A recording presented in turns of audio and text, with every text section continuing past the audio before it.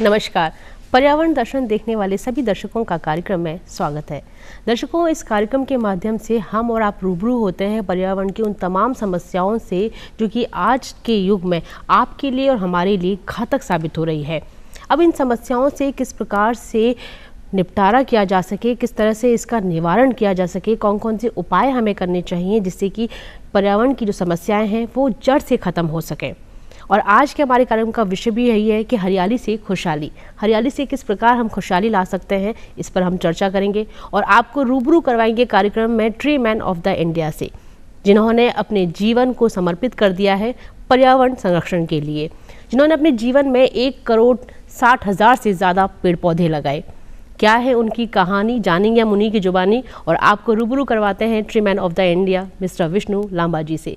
Sir, कार्यक्रम में आपका बहुत बहुत स्वागत है। धन्यवाद। सबसे पहला सवाल जो हम आपसे जानना चाहते हैं, जिसका जवाब कि हर व्यक्ति प्रेरित होता है अपने किसी भी कार्य को करने के लिए, कहीं ना कहीं से उसको प्रेरणा मिलती है। आपको इतना बड़ा खिताब मिला tree man of the India का, कैसे शुरुआत हुई, कहाँ से आपको प्रेरणा मिली, ये आप हमारे दर्शकों को बताइए। प्रकृति संरक्षण का संस्कार देने के लिए मैं अपनी माँ का आभारी हूँ जी। 7 साल की उम्र में पहली बार उनके पावन सानिध्य में मुझे एक आम का पौधा लगाने का सौभाग्य प्राप्त हुआ। मैं अक्सर अपने इंटरव्यूज़ में बोलता रहता हूँ उनके बारे में, और वो प्रेरणा वहाँ से मिली।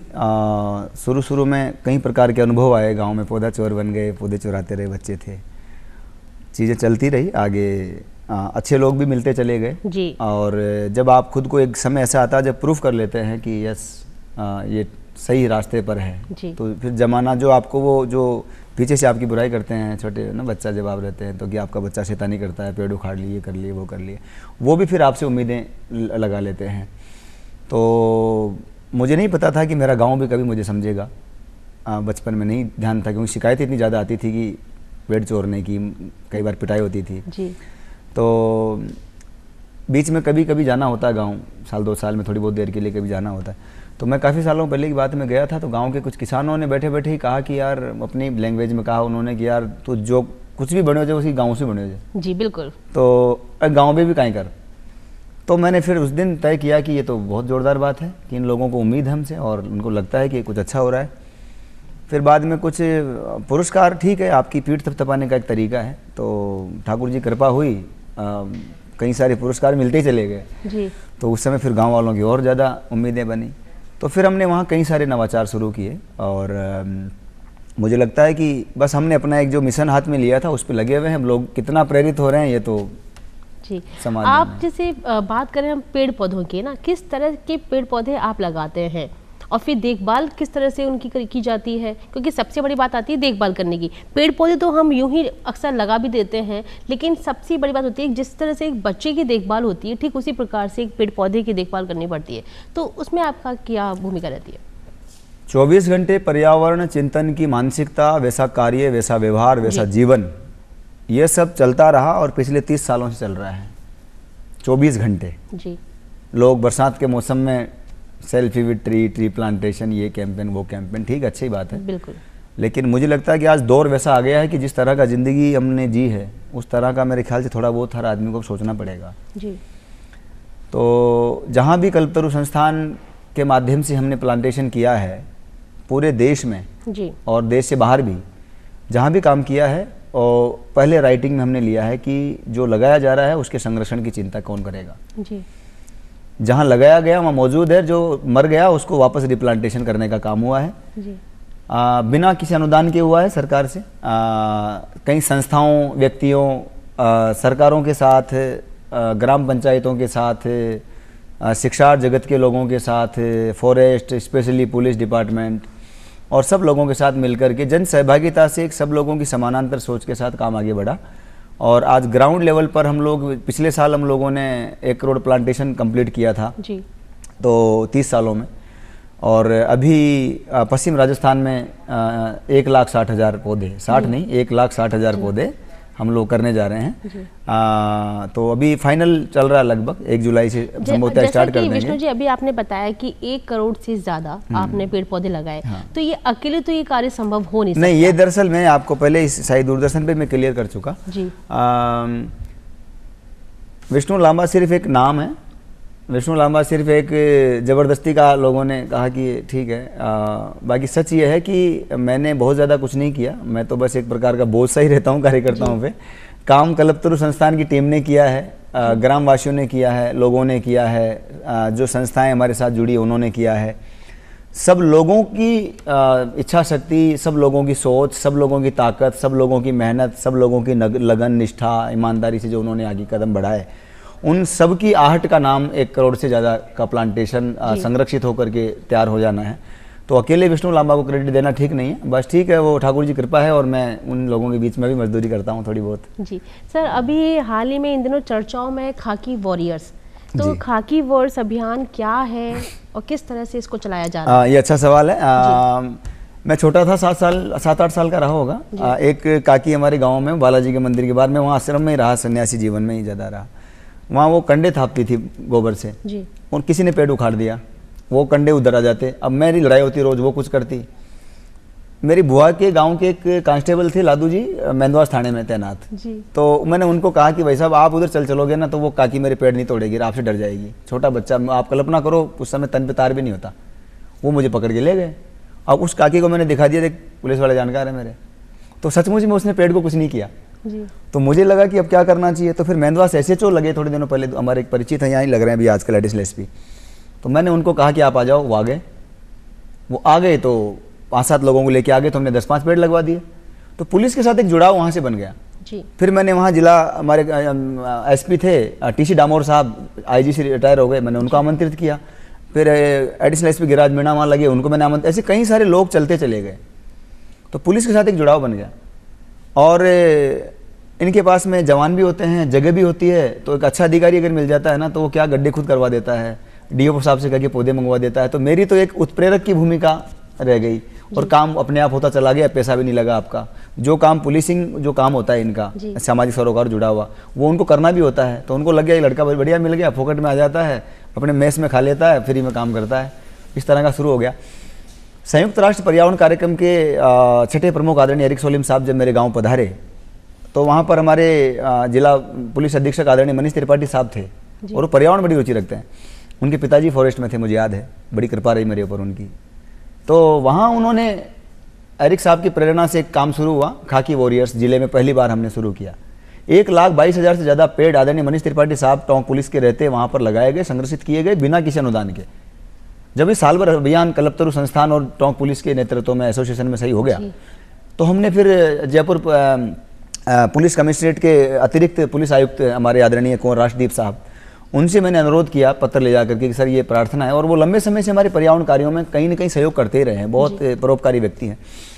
तो उन्होंने कहा तो बहुत अच्छा काम हो जाएगा, क्या करोगे तुम लोग? मैंने कहा सर ये मैंने लिखा है, आप देख लीजिए। तो उन्होंने थानों में साफ़ सफाई, पौधे लगाना, जवानों से कुछ और करवाना, अभी गर्मियों में बेजुबान पशु पक्षियों के लिए दाने पानी की व्यवस्था, ऐसे कई सारे काम। RPA में कुछ ट्रेनिंग कर रहे हैं CI, उन लोगों के SI जो बने अभी उनका काम, ऐसे काफ़ी सारी चीज़ें हो गई। तो उन्होंने परमिशन दे दी, खाकी वॉरियर शुरू हो गया। तो फिर कोटा मेरा जाना हुआ, वहाँ के आदरणीय IG रविदत्त गौड़ साहब, रविदत्त गौड़ साहब एकदम बिल्कुल देवता टाइप के आदमी हैं। उनको जाकर मैंने रिक्वेस्ट किया, उन्होंने कहा विष्णु ये तो बहुत अच्छा काम है यार, ये तो करना ही हर आदमी की जिम्मेदारी है, पेड़ लगाना तो बहुत अच्छी बात है। उन्होंने परमिशन दे दी। तो 5 जिले वहाँ के, बूंदी, 12, झालावाड़, कोटा शहर के नाम में खाकी वॉरियर्स अभियान हम लोग अभी DG साहब से मैं अनुरोध करने वाला हूँ, जल्दी मिलके भी आया हूँ एक दिन। खाकी वॉरियर्स राजस्थान पुलिस और कल्पतरु मिलके प्रदेश के प्रत्येक पुलिस परिसर में हम लोग हरियाली लाएंगे, खुशहाली लाएंगे, जो आज आपका थीम भी है, हरियाली और खुशहाली। और हमने तो नारा दिया बहुत वर्षों पहले, हरित भारत हर्षित भारत। हरित होगा तभी हर्षित होगा, तभी खुश होगा। बिना हरियाली के कोई खुशहाली कल्पना करना आज के दौर में बिल्कुल बेमानी है। जी, आप इतना सराहनीय काम कर रहे हैं विष्णु जी। अगर हम बात करें बढ़ते शहरीकरण की, बढ़ती आबादी की, ठीक है, तो आज वर्तमान में अगर देखें कि पर्यावरण को सबसे ज़्यादा कौन सी चीज़ें नुकसान पहुँचा रही हो, उस पर कंट्रोल करना अभी वर्तमान में बहुत ज़्यादा ज़रूरी है। इसके लिए आप क्या कहना चाहेंगे? 2-3 चीज़ें महत्वपूर्ण हैं। पहला, पौधारोपण के नाम पर, सौंदर्यकरण के नाम पर या कुछ और चीज़ों के नाम पर आप जो पेड़ों को उखाड़ रहे हैं, निरंतर कटाई हो रही है, निरंतर कटाई हो रही है जी। आपने किसी भी डेवलपमेंट के नाम पर आपने काटा हो, सच ये है कि आपने वापस लगाए नहीं, आपने लगाने के नाम पर ढोंग किया। चाहे वो सरकार के कोई भी विभाग हो, चाहे वो निगम हो, JDA हो, चाहे NHI हो, नेशनल हाईवे अथॉरिटी हो, अभी आप देखिए पूरे जहाँ भी पूरे देश में ऑल वेदर रोड की बात करें हम, कितना बड़ा प्रोजेक्ट है। तो ये प्रार्थना मेरी सब लोगों से दूरदर्शन के माध्यम से है कि जो पौधारोपण आप डिस्टर्ब करते हैं उस डैमेज को कंट्रोल करने के लिए भी प्रयास कीजिए। ये आने वाली पीढ़ियां, आने वाला वक्त आपको माफ़ नहीं करेगा। ये सो कॉल्ड डेवलपमेंट, बड़ी बड़ी कंक्रीट के जंगल खड़े करना, बिल्डिंगें खड़ी करना, ये सांस नहीं लेने देगा, इनसे ये हवा पानी नहीं मिलेगा इनसे, तो वो करना पड़ेगा। और दूसरा है कि जो पॉल्यूशन कंट्रोल बोर्ड है, रिको है, आप रिको की हालत देखिए जयपुर में जाकर के, रिको की क्या कंडीशन है। से जो धुआं निकल रहा है सबसे बिल्कुल निकल रहा है, वो निकलता ही जा रहा है, क्योंकि बोलने वाला कोई नहीं है। हमने कहा ना कि 3 बार मेरे ऊपर जानलेवा हमले हुए, सबको पता है, आप लोगों को पता है, और कई सारे षड्यंत्र प्रयास किए गए, तो सत्य की रक्षा कौन करेगा। बिल्कुल। बचपन में हम छोटे बच्चे थे, गांव में छोटे स्कूल में जाते थे, रीट पूछते बोलते थे, नारा लगाते थे, देश की रक्षा कौन करेगा। हम सब बोलते थे हम करेंगे, आज सब देश की रक्षा करने का समय आया तो सब लोग पीछे हट रहे हैं। तो दूरदर्शन के माध्यम से सबसे अनुरोध है, प्रकृति से जो ले रहे हैं उसे लौटाइए, वरना फिर कोरोना और इस तरह की जो आपदाएं हैं, सुनामी, ये सब झेलने के लिए तैयार रहिए। और प्रकृति को खास बनाने के लिए, उसे जुड़ने के लिए ज़रूरी नहीं है कि आप एक दिन जो आता है पर्यावरण दिवस आप उसको खास बनाएं। आप हर दिन पर्यावरण के साथ में जुड़ सकते हैं, आप हर दिन पर्यावरण के साथ में अपना दिन खास बना सकते हैं, क्योंकि प्रकृति ने जितना हमें दिया है इतना हमारा कर्तव्य बनता है कि हम भी प्रकृति को वापस करें, क्योंकि हमारे जीवन में, संपूर्ण जीवन में प्रकृति का ही पूरा सहयोग रहता है। ये हम सब जानते हैं कि प्रकृति हमारे जीवन जीने का आधार है। सर, अगर हम बात करें कि अभी हाल ही में एमपी के इंदौर में 51 लाख पेड़ पौधे लगाने का अभियान शुरू हुआ है, उसमें आप सहभागी भी हैं, तो आप हमारे दर्शकों को बताइए कि 51 लाख जो पौधे हैं इनका किस प्रकार से रखरखाव क्या होगा, क्या संरक्षण की व्यवस्था रहेगी, ये हमारे दर्शकों को आप बताइए। देखिए, निसंदेह रूप से सरकारें आए दिन, हम हर साल देखते हैं, लाखों करोड़ों के टारगेट्स देखते हैं, लेकिन मेरे आंखों के सामने के कुछ उदाहरण हैं और मैं आभारी हूँ आदरणीय कैलाश विजयवर्गीय जी का और मंत्री महोदय मध्य प्रदेश शासन और आदरणीय पुष्य मित्र भार्गव जी महापौर उज्जैन इंदौर का जी। उन्होंने विशेष रूप से याद किया है। कल उस कार्यक्रम का हिस्सा मैं रहने वाला हूँ। अहिल्याबाई की नगरी में जाना मेरे लिए हमेशा ही गौरव का विषय रहा है। इंदौर की जनता से बहुत स्नेह मिला है।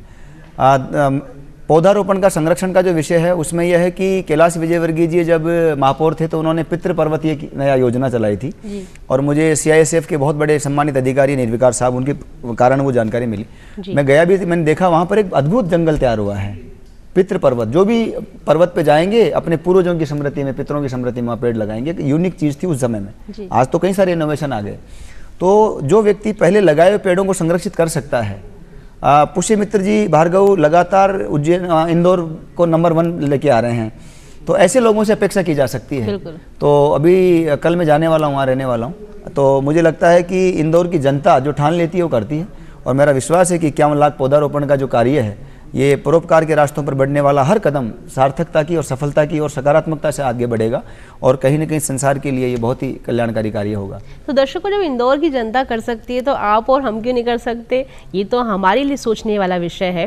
सर, अगर हम बात करें विष्णु जी कि आपने बताया कि आपने अपने गाँव से शुरुआत करी, ठीक है, अभी चर्चाओं में है कि आपने अपने गाँव को ग्रीन विलेज बनाया है, तो किस तरह से आपने अपने गाँव को ग्रीन विलेज बनाया और क्या व्यवस्था रही है उसके लिए? टोंक जिले का लांबा गांव हमारा, जो मेरा गांव है जी, वहाँ पर मैंने, ठीक है, एक थोड़ा कहीं ना कहीं हो सकता है प्रेरणा मिली होगी लोगों को, लेकिन सच ये है कि मैंने ग्रामवासियों से सीखा। और ये हर बच्चे के लिए, हर शुरुआत करने वाले व्यक्ति के लिए है कि शुरुआत में आपको संघर्ष करने पढ़ेंगे। तो शुरुआत में संघर्ष करने पड़े, बिल्कुल। और जब हम, मैं तो खैर तुच्छ व्यक्ति हूँ, लेकिन महापुरुषों का जीवन जब हम पढ़ते हैं, नामदेव को, तुकाराम को हम पढ़ते हैं, ज्ञानेश्वर को पढ़ते हैं, तुलसी रैदास, कबीर, सूरदास को पढ़ते हैं, चाहे वो कालिदास को पढ़ते हैं या जितने भी लोग, मीरा को पढ़ेंगे हम लोग, तो संघर्ष उनके जीवन में हमेशा रहे हैं। तो उन चीज़ों को देखते हैं तो हम तो कुछ नहीं है। राम को कष्टों से गुजरना पड़ा, कृष्ण को कष्टों से गुजरना पड़ा, तो किस तरह से, क्या तो वहाँ पर गाँव में जो माहौल रहा, वो माहौल ऐसा रहा, शुरू में संघर्ष आए, लेकिन बाद में लोग खुद मांगने लगे कि पेड़ लगाओ, तो हमने छोटे छोटे प्रयोग शुरू कर दिए। मेरे पूजनीय माता पिता की ये बड़ी इच्छा रहती है कुछ न कुछ होता रहे, वो रहते हैं गांव में, कम चीज़ें मैं कर पाता हूँ। 2-2.5 हज़ार पौधे मेरे घर में हमेशा आपको तैयार मिलेंगे, कभी भी, एनी टाइम। एक रजिस्टर भी हमने रख दिया है। गांव में किसी का भी जन्म होता है, वहाँ 5 पौधे लेके चले जाइए, बेटा बेटी का जन्म होगा, पौधे ले जाइए हमारे घर से निःशुल्क और लगाइए उनको आप। तो एक छोटा सा प्रयास ये भी शुरू किया हम लोगों ने। गांव में किसानों को जहाँ जहाँ भी बागवानी लगानी है तो वहाँ भी एक उत्प्रेरक की भूमिका में हम लोग रहे हैं। रोडू जी हमारे एक हैं, पिछली बार उनको वृक्ष मित्र पुरस्कार आदरणीय मार्टिन मार्शलैंड जो आए थे फ्रॉम नीदरलैंड से, उन्होंने दिया है। उन्होंने एक बड़ा बगीचा लगा करके और अपनी आमदनी 4 गुना बढ़ाई। माननीय प्रधानमंत्री जी 2 गुना की बात करते थे, हमने 4 गुना बढ़ाई। कोरोना काल में लोग डरे पड़े थे, हमारे गाँव के लोग खूब खेल कूद रहे थे। तो ये हमारे युवाओं के लिए बहुत अच्छा संदेश है कि हमारे जैसे अक्सर युवा सोचते हैं कि वो शुरुआत कहाँ से करें, तो वो शुरुआत अपने आसपास के क्षेत्र से कर सकते हैं। जैसे लांबा जी ने अपने गांव को ग्रीन विलेज बनाया, आप जहाँ रहते हैं आप उस क्षेत्र को ग्रीन कर सकते हैं। तो छोटी शुरुआत से ही बड़ी शुरुआत होती चली जाएगी, ये बिल्कुल वाजिब बात है। सर अगर हम बात करें ग्रीन लंग्स, आजकल मतलब आपका एक अभियान है, ग्रीन लंग्स क्या है? रामायण में एक चौपाई है, कहूँ सिए लगाए कहीं अवध लगाए। भगवान राम शादी करके लौटते हैं तो वहाँ अवधपुरी में नगरवासी सब लोग मिलकर पेड़ लगाते हैं, लेकिन ये चीज़ लोगों तक क्यों ज़्यादा नहीं पहुँच पाती मुझे नहीं पता, नहीं पहुँच पाई। वो चौपाई कहीं मिल गई थी तो उसकी गहराई में गई तो पता चली उस ज़माने में देवराई देवबनी ऐसे लगाए करते थे, और उस वो लगाए करते थे तो धार्मिक भावना से लोग जुड़े होते थे, तो उसको कोई छूता नहीं था कि ये भगवान के नाम का है। अब अरण्य जो बना हुआ है उसकी गहराई में गए, उसका समझ में आया कि 5000 साल पहले पौधारोपण की एक विशेष तकनीक थी जिससे एक ही समूह के 4-4, 5-5 पौधे एक स्थान पर निश्चित दूरी पर लगाए जाते थे। वो शायद ये यूनाइटेड नेशंस वाले सो कॉल्ड एजुकेटेड जो अंग्रेजी में कोट टाई पहन की और एयर कंडीशन कमरों में पर्यावरण का ज्ञान बांटते हैं, इनको ज़्यादा समझ में आया नहीं होगा। तो फिर हमें उसको ग्रीन लंग्स नाम देना पड़ा, और ग्रीन लंग्स के माध्यम से हमने उसी 5000 साल पुरानी तकनीक को ग्रीन लंग्स नाम दे करके यूनाइटेड नेशंस के नेताओं के सामने और अन्य लोगों के सामने रखा, तो उन्होंने एक्सेप्ट किया। और फिर हमने शुरुआत करी, लगभग 58 फॉरेस्ट हमने बड़े बड़े जंगल अभी लगाए हैं ग्रीन लंग्स के माध्यम से, कई संस्थाओं लोगों को मिल करके। 2 जंगल एक कंपनी के साथ हमने महाराष्ट्र में लगाए हैं, पुणे के शहर में लगाए हैं, और भी अलग अलग शहरों में कई जगह लगाए हैं। उसके रिजल्ट्स बहुत अच्छे आ रहे हैं। तो उसी थॉट्स पर हम लोग अभी काम कर रहे हैं। मुझे लगता है कि राजस्थान सरकार में जिस तरह से अभी माननीय मुख्यमंत्री जी ने, आदरणीय भजन लाल जी ने 7 करोड़ पौधों की बात जो कही है, मैंने माननीय राज्यपाल महोदय को भी अभी कलराज जी को भी कहा कि 6 करोड़ लगा लीजिए सरकार और जनता मिलकर के, 1 करोड़ का मौका हमें दीजिए, निस्वार्थ रूप से 1 करोड़ जंगल लगाए खड़े कर देंगे, और नहीं कर पाए तो ये दरख्त पड़ने दोगे, रास्ते छोड़ देंगे। इतनी बड़ी मुहिम के साथ में आप काम कर रहे हैं, और माननीय राज्यपाल महोदय के सामने कहा, यूं ही आपको tree man of the India नहीं कहा जाता। विष्णु जी, अक्सर हमने देखा गर्मियों में कि तापमान वहाँ ज़्यादा था जहाँ पेड़ कम थे, no doubt। और जहाँ पेड़ थे वहाँ तापमान बहुत कम था। तो इसके लिए आप क्या कहेंगे कि पेड़ों का तापमान के साथ में क्या तालमेल रहता है?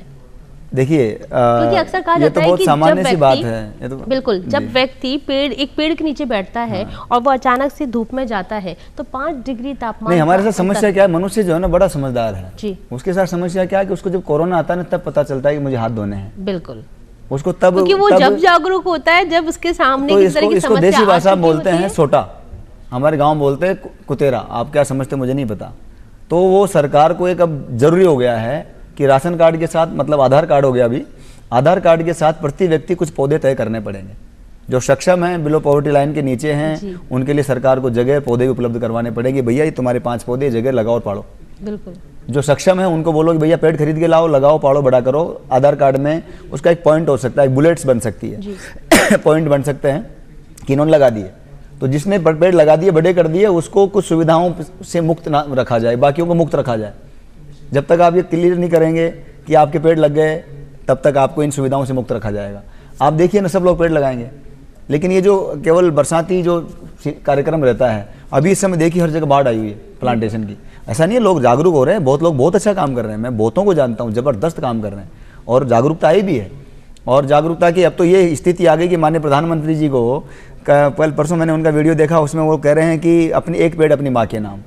ये ऐसा इमोशनल अटैक है इतना बड़ा तगड़ा कि हर आदमी को अपने आप में एक संकल्प माँ के साथ लगा। बिल्कुल। और आप अपनी माँ की स्मृति में कोई पेड़ लगाएंगे या माँ के साथ कोई पेड़ लगाएंगे, वो संकल्प आप जरूर तो आपको फिर करेंगे, आपको जाना पड़ेगा। तो मैं तो आभारी हूँ माननीय प्रधानमंत्री जी का कि उन्होंने एक यूं निकाला कि लोग पता नहीं किस रूप में इस लाइन को लेंगे, मेरा कोई राजनीतिक संबंध नहीं है, लेकिन ये गजब की लाइन है।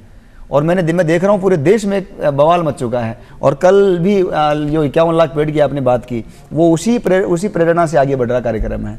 तो निश्चित रूप से मैं कहना चाहूँगा कि जन्मदिन पर, किसी की स्मृति में, या कोई भी अच्छा बुरा अवसर हो, किसी भी दिन को आप खास बना सकते हैं पर्यावरण के साथ में। बिल्कुल बना सकते हैं। तो इस तरह के बहुत सारे लोग हैं, तो उनकी स्मृति में वो लोग लगवाते हैं। कई सारे लोग ऐसे हैं देश में जो व्यस्त हैं, विदेश रहते हैं, कहीं और जगह रहते हैं, पेड़ नहीं लगा पाते। श्री कल्पतरु संस्थान ये आपको उपलब्ध करवाता है कि आप दुनिया के किसी भी कोने में हो, कितने ही व्यस्त हों, आप श्री कल्पतरु संस्थान को लिखिए कि मेरे 100 पेड़, 200 पेड़, 500 पेड़ आप लगाइए मेरे दादा की याद में, मेरे बेटे के जन्मदिन पे, या किसी भी अवसर पे, या मेरी तरफ से हम उसको पेड़ लगा के बड़े करके, और वहाँ पर जियो टैगिंग करना होगा तो वो भी करेंगे, वो बैठे बैठे देख सकता है पूरे वर्ल्ड में कहीं भी।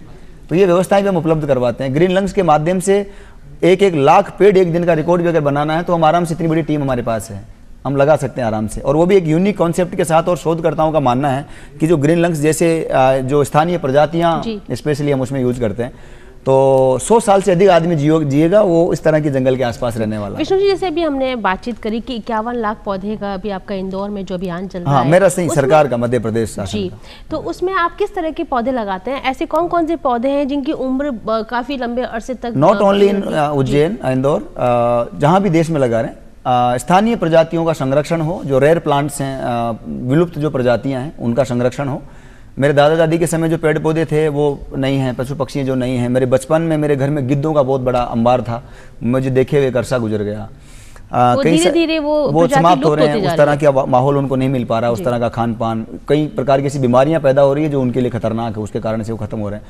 अभी गिद्ध संरक्षण अलग से करना पड़ा। बबूल हमारा कभी हिस्सा नहीं था, तो बबूल उन्मूलन का कार्यक्रम हमें लिखना पड़ा, जयपुर के पूर्व सांसद महोदय को देना पड़ा, उन्होंने संसद में दिया, संसद में पास हुआ, हमारे लेटर पर पूरे देश में बबूल उन्मूलन कार्यक्रम शुरू हुआ, ऑफिशियली है ये सब चीज़ें। तो ऐसा ना हो जाए कि आने वाले समय में एलेस्टोनिया उन्मूलन, गिलसडिया उन्मूलन, है ना, कॉर्नोकार्पस उन्मूलन, यह चलाना पड़े। क्योंकि अभी मैं देख रहा हूँ, जहाँ भी मैं जा रहा हूँ, अभी नागौर जाना हुआ मेरा एक गौशाला के कार्यक्रम में, मैंने वहाँ देखा रास्ते में कहीं पर पूरा कई शहरों में देखा वो पूरा कॉर्नोकार्पस लगा रखा है, जो मानवीय हस्तक्षेप से दूर रहना चाहिए। वो जंगल का पेड़ है, उसको 24 घंटे कार्बन डाइऑक्साइड देने वाले पौधों को नहीं लगाना। तो स्थानीय प्रजातियों का संरक्षण हो, जो हमारी प्रजातियां हैं, जो हमारी आबोहवा के पेड़ पौधे हैं, तो वहाँ पर वही पनप पाता है ना। बिल्कुल। कहीं चावल दाल खा के जिंदा रहने वाले लोग हैं। मैंने साउथ में काम किया, मैं कर रहा हूँ वहाँ पर, तो मैं तो रोटी, मेरी मतलब देसी आदमी, राबड़ी छाछ वाला, मैं तो तरस जाता हूँ वहाँ पर, तो मैं बहुत कम नहीं रह पाता हूँ वहाँ पर, आ जाता हूँ बीच बीच में यहाँ पर राजस्थान में। देखिए, जब आप इतने बड़े तो स्थानीय प्रजातियों का पेड़ पौधे लगे, उनका संरक्षण हो। कई सारी प्रजातियां, सिंदूर के पौधे हुआ करते थे, आप जो मांग में लगा रखा आपने, 100% केमिकल है ये जी, और मेहंदी के पौधे है ना। तो ये सब चीजें, सिंदूर का प्लांट लगे, उस इको फ्रेंडली एम्प्लॉयमेंट भी दे सकता है। जहाँ गाँव में तालाब है, जलाशय है, वहाँ कमल लग सकता है। कमल की हर चीज बिकने वाली है, इको फ्रेंडली एम्प्लॉयमेंट है, सब कुछ देती है, सब कुछ देती है, आप कदर नहीं कर पाते उसके अलग बात है। तो देखिए, आजकल हमने देखा है कि जो छोटे छोटे बच्चे होते हैं आजकल, वो भी पर्यावरण के लिए बहुत ज्यादा इतने उत्साहित होते हैं कि हाँ, जागरूक रहते हैं कि हम भी पौधा लगाएं, हम भी पौधा लगाएं। तो आप देखें कि ग्रीन बचपन के लिए आप क्या कहना चाहेंगे? हाँ, आपने बहुत अच्छा नाम लिया, ये अभियान हमने शुरू किया है। श्री कल्पतरु संस्थान देश के 22 राज्यों में, दुनिया के 13 देशों में लगभग 150 से अधिक अभियान चलाता है, अलग अलग नामों चलाता है। वॉलेंटियर्स उसको लीड करते हैं, संभालते हैं। कोई वंचित ना रहे, इस सेवा से हर प्रयास किया जाता है। हमने 2 नए कार्यक्रम अभी और हाथ में लिए हैं। जितने भी लोग सेवानिवृत्त हो जाते हैं उसके बाद मैं महसूस करता हूँ, मुझे फोन करते हैं, बड़े बड़े अधिकारी फोन करते हैं, अकेलापन महसूस करते हैं। कई बड़े बड़े अधिकारी, एडिशनल डीजी लेवल के अधिकारी, कई बड़े लोग, कई मिनिस्टर पूर्व मुझे जो आजकल उनका संपर्क में मतलब वो फ्री हैं, तो वो लोग मुझे फोन करते हैं कि भाई क्या चल रहा है। मैं सोचता हूँ यार, इतना बड़ा आदमी फ्री बैठा है, तो कल्पना कीजिए और बहुत लोग मिलेंगे। तो उनसे प्रेरित होकर के हमने अभी सचिवालय से बात की है, वहाँ जा करके, कि जो भी हर साल रिटायर होते हैं उनकी सूची हमें दीजिए आप।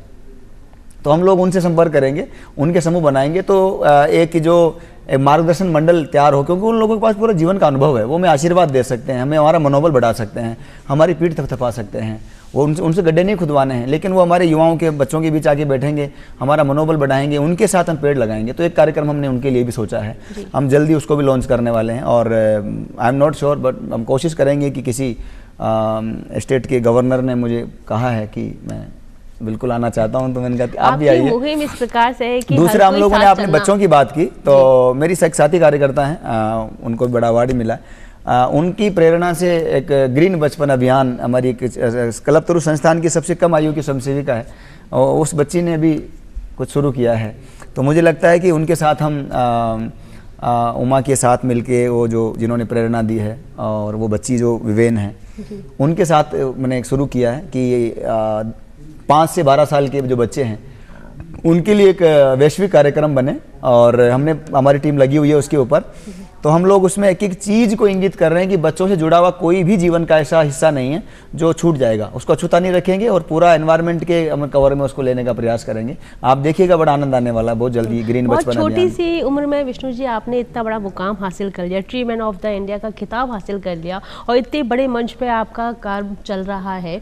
आप एक युवा हैं, आप हमारे जो युवा जो दर्शक हैं उनको किस तरह से प्रेरणा देंगे, क्या संदेश है आपका? सबसे बड़ा खिताब तो ये है कि मेरे जो महान पूर्वज थे, मेरे जो आदर्श रहे हैं, या जो भी महापुरुष हमारे देश में दुनिया को परोपकार के रास्तों पर बढ़ाने के लिए अपने आप को खपा गए, ख़त्म कर गए, तिल तिल जला गए, उनके रास्तों पर मैं ईमानदारी से 4 कदम बढ़ा सकूं, मैं उस कोशिश में आज भी लगा हुआ हूं। तो सबसे बड़ा खिताब मेरे लिए यह है कि इस चकाचक इस चमचमाती रोशनी, लपलपाती लाइटों में, इस चकाचौंध भरी दुनिया में, सो कॉल्ड डेवलपमेंट, न खाने का खाने वाले, न पीने का पीने वाले, न करने का करने वाले, न सोचने का सोचने वाले, इस तरह के माहौल में भी मुझे खुशी है कि मैं उस महापुरुषों के रास्ते पर कदम बढ़ाने का प्रयास कर रहा हूँ, और जो कुछ मानवता के लिए हो सकता है वो कर रहा हूँ। जहाँ तक युवाओं का सवाल है, तो भारत, मैं हमेशा बोलता रहा हूँ, विश्व में सबसे ज़्यादा युवाओं का देश भारत है। बिल्कुल। और भारत के युवाओं ने, परिस्थितियाँ कैसी भी रही हो, चाहे कोरोना जैसी वैश्विक मानवीय आपदा में भी हमारे युवाओं ने, दुनिया के किसी भी कोने में भारत का लड़का लड़की था, उसने वहाँ कमान संभाली, वहाँ मोर्चा संभाला, और वहाँ पर हर किसी की मदद के लिए आगे बढ़े। तो सेवा हमारे डीएनए में है। विश्व की श्रेष्ठ सेवा की गारंटी भारत की, जितना भारत ताकतवर होगा उतना हम विश्व की श्रेष्ठ सेवा कर पाएंगे जी। तो भारत कामयाब बने, उसके लिए भारत के युवाओं की जिम्मेदारी कि भारत को कामयाब बनाने के लिए वो क्या क्या कर सकते हैं। 2047 तक भारत आज़ादी के 100 साल पूरे कर रहा होगा। हर युवा ने, भारत के हर युवा ने अपनी भूमिका तय करनी है कि मैं क्या कर सकता हूँ इस देश के लिए, मेरा क्या योगदान होगा। भारत के 100 साल आज़ादी के जब पूर्ण कर रहा होगा भारत, मेरा क्या योगदान होगा। तो विष्णु लांबा ने तय किया कि 5 करोड़ पेड़ कल्पतरु के माध्यम से लगेंगे, और अकेला विष्णु लांबा का ये सपना नहीं है, ये जन जन का सपना बने। मैं 20 साल तक, लगभग 18-19 साल तक एक पेड़ रोज लगाता रहा, डेली लगाता रहा। मैं डेली जाता था, लगाता था, नहीं लगाता 10 दिन तो 11वें दिन मेरे साथी लगाते थे, या 11 दिन 11 पेड़ लगाते थे। लेकिन आज ये सपना सबका हो गया, कल्पतरु का सपना हो गया, कई लोगों की चीजें हो गई, कई इनोवेशन हो गए। चंबल के दस्यु भाइयों को ले लीजिए, या इको फ्रेंडली वेडिंग ले लीजिए, कई सारी चीजें हो गई। तो युवाओं की जिम्मेदारी है कि वो लोग अपने भारत के जो एक जिम्मेदार नागरिक की जो भूमिका है उसमें आए, और जो जो करना होगा वो सब उनको करना चाहिए। बिल्कुल विष्णु जी, आपने हमारे दर्शकों को इतनी अच्छी जानकारियों से अवगत कराया, उसके लिए आपका बहुत बहुत धन्यवाद। और दर्शकों, आप भी विष्णु लांबा जी की तरह अपने आप को निखार सकते हैं, और आप संकल्प लीजिए कि हम सबको हर दिन खास बनाना है, और अपने साल में ज़्यादा नहीं तो कुछ दिनों को तो पर्यावरण के लिए देना है, क्योंकि पर्यावरण जीवन का आधार है। इसको बचाना हमारा कर्तव्य है, हमारी ड्यूटी है। तो उम्मीद करते हैं कि आज का हमारा कार्यक्रम आपको बेहद पसंद आया होगा। आपसे फिर होगी मुलाकात एक नए विषय के साथ में। हमें दीजिए इजाज़त। नमस्कार।